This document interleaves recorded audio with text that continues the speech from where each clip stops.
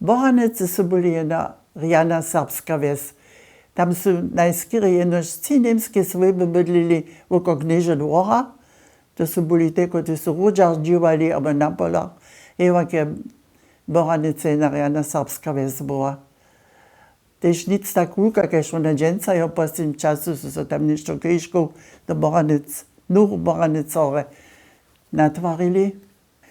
Moje starší sú tu krížu zvonka tvarili, te sú tu kruh polese od Knieža dvora kúpili. A potom sme boli lietadovo posledne do Bohanicoven, do Novú Bohanicoven.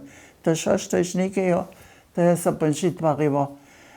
A napšie, čo nám nich tu boli, podľa nás sú boli také malké ratarstvo. Poncu 1, 2, 3, 4, 5, 6, oko 10 jednaček krížu sú tam boli. Všetko. Žan bol, dokonca tam knieží dvor bol, tunte celé pola byl. To sú boli tiež také malo, musíme prali wirtschaftsčeky na to, ktorí sú s kruhami jezdili na ich polko.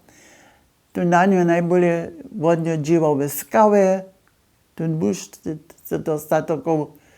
A když on doma šišel potom u него kruh, zapšanou a na ich polko jel. To sú potom tiež mili birného rybu a žita.